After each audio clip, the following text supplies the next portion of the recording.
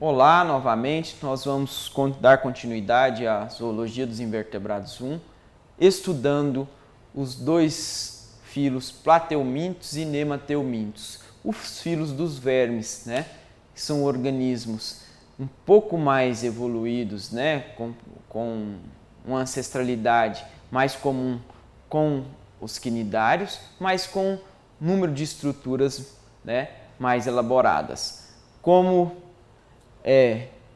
ser triblásticos, terem 3 folhetos embrionários. Os quinidários só tinham 2, só tinham ectoderme e mesoderme, e agora eles têm 3, a ectoderme, a mesoderme e a endoderme. Essas 3 estruturas iniciais no seu embrião que vão possibilitar eles, né, desenvolver mais tecidos e mais sistemas. Tá?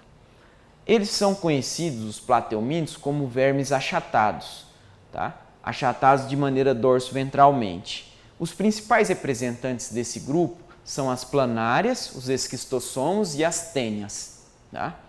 Eles podem ser de vida terrestre ou aquática. Também há vida parasita. Tá? Há indivíduos que são móveis e outros que se comportam de maneira isolada, ficam isolados em regiões. Nós temos cerca de 18 mil espécies desse grupo existentes, né, ou conhecidas até o momento. Característica que eles possuem. Primeira característica aí, ser protostômio. O que é protostômio? Protos é primeiro, estômago significa a boca. Então, quando eles são embrião ainda, estão se desenvolvendo, o poro lá do embrião vai gerar a boca do animal e não o ânus. Por isso nós chamamos um animal de protostômio. Quando o embrião, a cavidade do embrião gera primeiro a boca do animal em vez do ânus. Tá? Do tipo acelomados, porque eles têm 3 folhetos embrionários, mas por eles serem achatados, eles não vão ter celoma. A significa não, celomados vem de celoma, cavidade recoberta por mesoderme no embrião. Tá? Tem simetria bilateral. O quinidário porífero tinha simetria radial. Era um animal mais redondo, que eu podia cortar ele em vários planos, que ele teria 2 metades iguais. Esse animal não tem esse tipo de simetria. Só há um plano que eu posso partir ele e ter 2 metades semelhantes, tá? Por isso que a gente chama de simetria bilateral, só 2 lados, a partir de um único plano de corte, tá? Eles são triblásticos, eu já falei, a característica. Tem sistema digestório incompleto, assim como era os quinidários, eles só possuem boca, não vão possuir ânus, tá? Tem sistema circulatório ausente, assim como os quinidários, célula a célula vai passando seus nutrientes. Tem sistema respiratório também ausente, por ele ser achatado, ele fica muito perto com o meio ambiente, então ele faz difusão desses gases respiratórios. Tá? Bom, o seu sistema nervoso também herdou lá dos quinidários, que é um sistema nervoso ganglionar. Só que ele não vai ser tão difuso como era o dos quinidários. O sistema excretor é do tipo célula-flama, que é um primórdio dos sistemas excretores. É um tipo de célula que parece uma chamazinha que fica no animal, principalmente próximo à pele, que vai concentrar os excretas e liberar por ali. Os excretas são principalmente excretas que vêm da quebra de proteína que é feita nesse animal, que gera amônia, pode gerar ácido úrico, pode gerar ureia, né? Principalmente a amônia. Bom, os plateumintos são classificados em algumas classes, né? Um exemplo é a classe turbelária. A turbelária é a classe das planárias, que vai ter animais de vida livre, que são monóicos, né? Tem os 2 sexos em um mesmo animal, vão ser de água doce ou também encontramos espécies de água salgada. Muitos comuns em cursos d'água do Cerrado brasileiro. Então, no nosso cerrado, existem planárias que se alimentam de restos de outros organismos, né, de peixes que ficaram lá, ou de crustáceos, qualquer organismo, e acabam ajudando na ciclagem desses nutrientes. Tá? Outra classe é a classe trematoda. Essa classe já tem organismos do tipo parasita, que precisam de um hospedeiro para realizar seu ciclo de vida, né? Essa classe já são dioicas, ou seja, não são mais monóicas, têm os sexos separados. Tem o parasita macho e a fêmea. A fêmea vai apresentar um canal chamado canal ginecófaro, que vai acoplar o macho no momento da cópula. Tá? Dentre esses animais, o representante mais comum, nós conhecemos, é o Esquistossoma mansoni, que causa a doença chamada esquistossomose. A classe cestoda ou cestódia é a classe também com característica parasítica, né? Com indivíduos monóicos ou hermafroditas. O animal desse grupo vai ser dividido, tem o corpo dele dividido em cabeça, que vai encontrar ventosas, ganchos, né? Que é o escólex dele, e o corpo dele vai ser subdividido em pedaços pequenos que a gente vai chamar de proglótides ou estróbilos. Tá? Então ele é um animal achatado, bem comprido, cheio de proglótides, como está representado ali na imagem. E na cabeça dele tem ganchos, porque esse animal vai ser parasita do intestino. Os ganchos servem para ele firmar no intestino e absorver o nutriente, e as proglótides vão ao longo do intestino, né, se nutrindo até a última que vai se reproduzir, né, e liberar os ovos para que esse animal feche seu ciclo.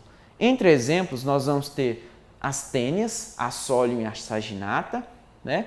E temos o Diphylobothum latum também, que é um tipo de parasita, principalmente de peixes. Aqui a gente tem a representação e a diferenciação das duas espécies de tênia ou solitária, a tênia saginata e a tênia Solium. O que diferencia as duas? É principalmente a estrutura da cabeça.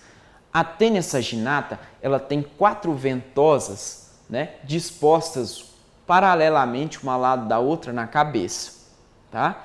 A tênia Solium tem elas dispostas circularmente e centralmente a gente tem um escólex cheinho de ganchos. Então, pela cabeça desses animais dá para você separar as duas espécies. E as espécies têm parasitas intermediários diferentes. Tá? A Solium parasita suínos e a saginata parasitas bovinos. Esses animais vão deixar ovos, né? O Diphylobothum, que é um parasita, ele vai deixar seus ovos para que esse ciclo continue e ele encontre o seu hospedeiro definitivo.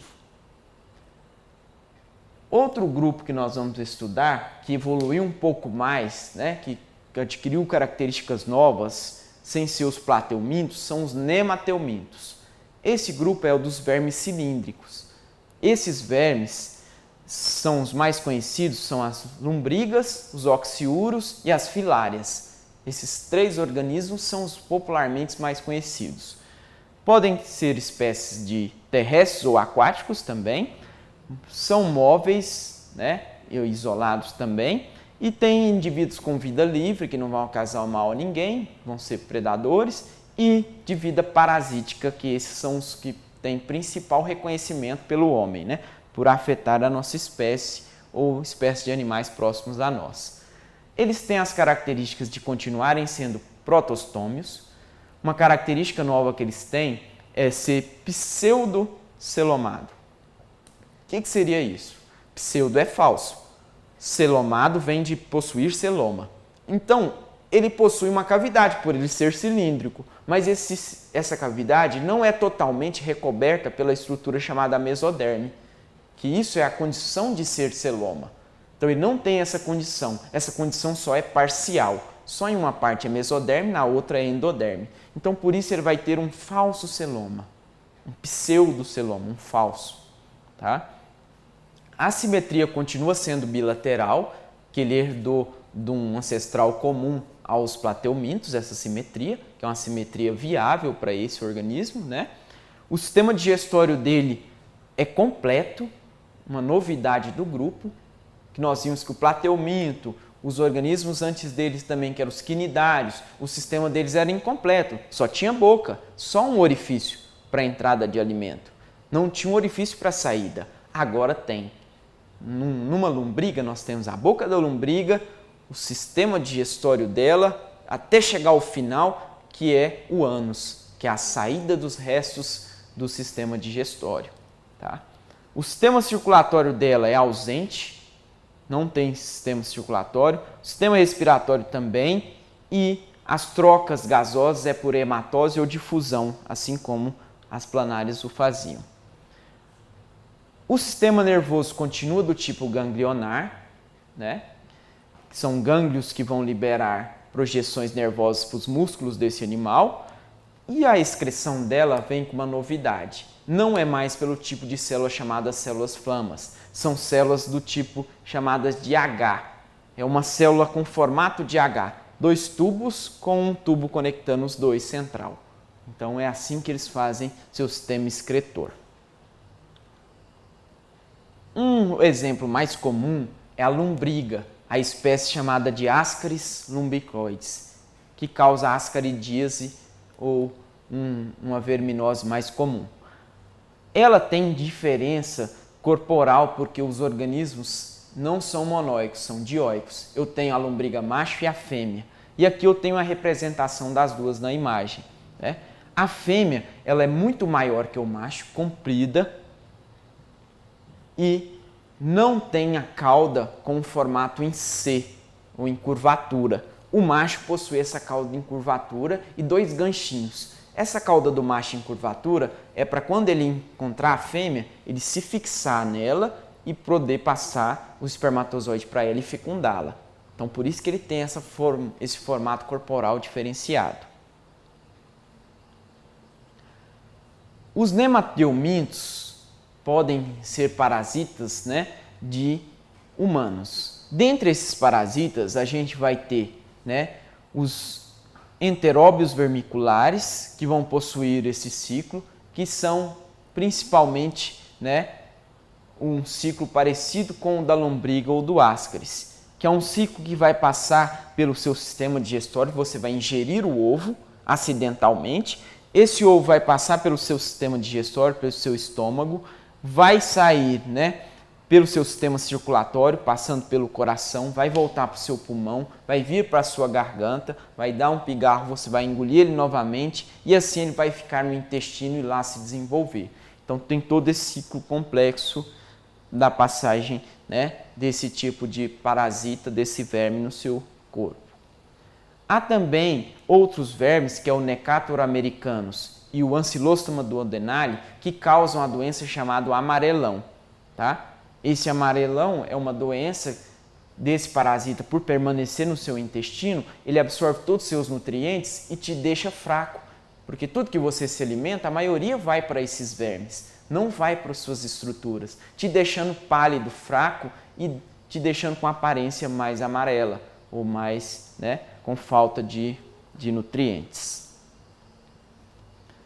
Outro parasita é a filariose ou filária, que é representado pela espécie Wolkeria bancroft, que é uma espécie de nemateuminto que é transmitida por um vetor chamado mosquito culex e causa a doença chamada elefantíase, que acaba, né, entupindo de vermes o seu sistema linfático e aí faz com que o tecido onde essa parte está entupida acaba se, né, aumentando de volume, aumentando de pressão e se deformando, parecido com patas de elefante ou com estruturas, né, de elefante. Por isso que tem esse nome de elefantíase. E assim a gente finaliza, né, o grupo dos plateumintos, que é um grupo dos nemateumintos, que são vermes que são invertebrados e fazem parte dessa disciplina de zoologia. Espero que todos tenham gostado dessas aulas introdutórias e busquem, né, estudem mais os assuntos dentro do material do curso e se desempenhem bem nessa disciplina. Até mais tarde e obrigado.